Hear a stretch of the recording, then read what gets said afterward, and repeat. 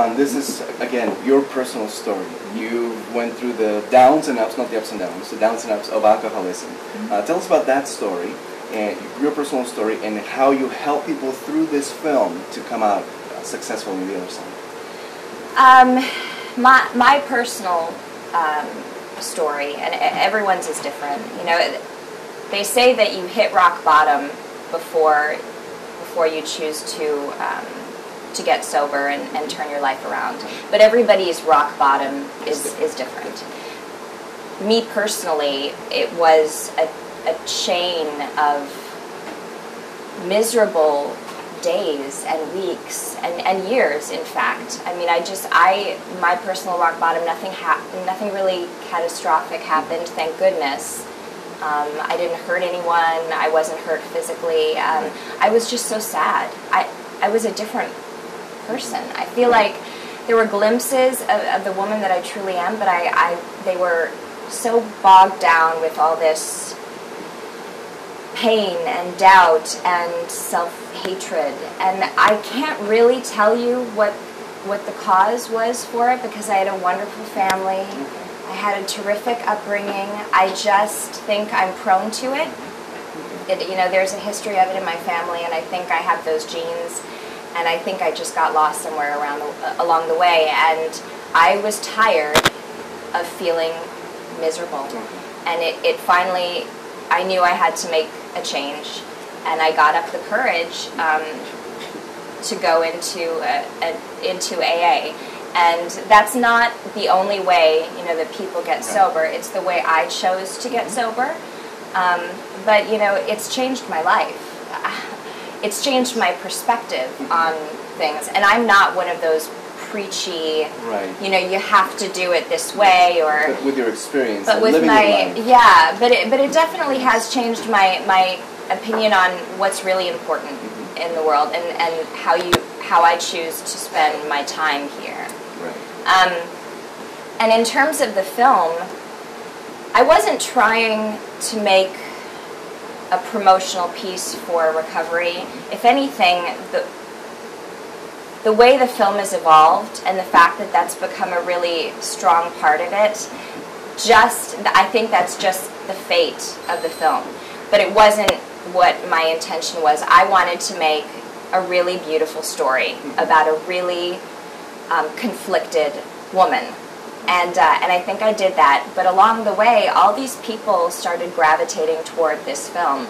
People who worked on it, people who, you know, crew, actors, publicity people just gravitated toward it because they really believed in the message. It's a powerful story. It's a powerful story, and the response has been so overwhelming. You know, we have a website for the film. It's www.conversationswithlucifer.com.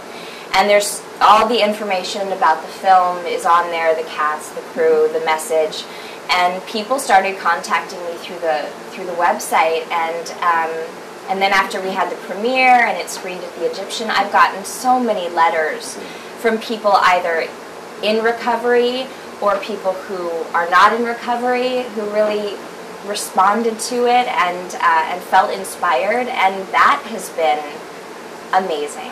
I mean, absolutely the most wonderful feeling ever, to think that you made a difference in somebody's life. And that's what cinema is about. It's just tell a story that connects with people. Yeah. And then makes a difference. Yeah, and it should. You know, short film, it's a really difficult thing to do well, because you've got this limited amount of time. For people to be this enthusiastic about a short film is amazing. Now, the cat, is that Barry Manilow? Is that your cat? I have a cat that I named Barry Manilow. And not the Barry Manilow, her cat is Barry Manilow. He's not thrilled about it. Oh, did he complain to the union? Or? I think, he may have made one or two phone calls. Does he have a sad I am a huge Barry Manilow fan, and I'm proud of it. Barry, if you're watching, I am your biggest fan. I do. I love Barry Manilow, and I got my cat about 2 years ago, and I just named him Barry. Named him after, Good. the king of ballads. So that's the good thing about having your own production company. You can cast your own cat. Yes, I did. And so he made. Yes, go ahead. Yeah, he made his on-screen debut at the very end of my film, and he was a good boy. Good. He didn't do exactly what we were hoping he'd do, but he's a cat. he got close enough. Yeah. Cats do whatever they want. Yeah. I was talking to some friends last night about, they do what they want. And from animals you evolve to human beings and all that. I think after you go through the stages in human beings, you evolve to a cat. Because they think they're higher than us. They do. They do. They listen to what you're saying, and then they just say, I'm doing my own thing anyway. What do I do? Yeah, that's good. So, Mad About Pictures. Mad About Pictures. And that came out of what you were saying, the need and the strategy of being proactive. Tell us about that. It seemed like the logical step when I decided to produce this film on my own. As I said, I'm a one-woman business, so I wanted to come up with a name that kind of reflected my manic enthusiasm for cinema, and so Mad About Pictures just seemed like a fitting name. And yeah, we're about 7 months old. And the next film that I have in the works will be the second film under the Mad About Pictures banner. And Mad About Pictures, again, it's our mission statement. It has to do with cinema, the power of cinema to make a difference in people's lives, to have themselves reflected in the characters and the stories that they're seeing up on screen, and look at their lives a little differently, hopefully for the better. But we're trying to make a difference. Right. Good. So you played another role in the film. Yes, I did. As I was saying before, the way this film has evolved has taken me places that I never would have anticipated. And once we began to compile the songs and the music for the film, I found some really amazing songs that were about recovery.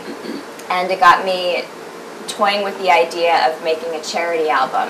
And now I have a number of friends who actually went through the Van Ness Recovery House in Los Angeles. It's also a sober living establishment, and they recently lost a great deal of their government funding, which is heartbreaking because this center, it helps a lot of people.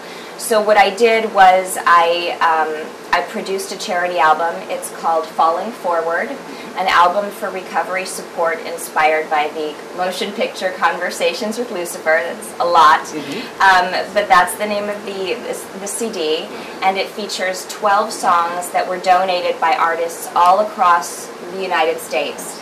And some of these artists, Alyssa Moreno, she is award-winning. She was nominated for a Grammy with Rascal Flatts. She co-wrote a song, and we've got amazing artists on here, everything from rap to R&B to rock to country. It's all represented on this album, and we've been selling the album and donating all the proceeds to the Van Ness Center. And the album features a bonus track with a song that I wrote and sang that appears in the movie as well. So, and it was my first time writing a song, so I was kind of excited to do that. Good. That's good. But your cat is not in that. No, okay, no. My cat didn't appear in that project. project. None of that project. Yeah. And so the next film, is that Resurrecting Rapunzel? Or is that a different one? I have so many projects cooking, Good. I guess, right? Yes, you are a busy woman. Resurrecting Rapunzel is in the works. It's a feature that I wrote about a woman who is a self-proclaimed hopeless romantic and writes about it. She writes a very successful column in an upbeat women's magazine, and but she's criticized by the literary elite for her weightless and fluff kind of stories about happily ever after, and so the heart of the story has to do with, does happily ever after exist, or are fairy tales, are they just antiquated, silly notions that we read about as children? And so Krista is trying to redefine the fairy tale in contemporary society, and so resurrect the Rapunzel within. But no, the film that hopefully we'll be making in November is called The Morning Hour. Okay. and it's the complete antithesis of that. But it has to do with that space of time in the aftermath of devastating news. In this particular story, a woman learns that her husband has been killed in a tragic accident.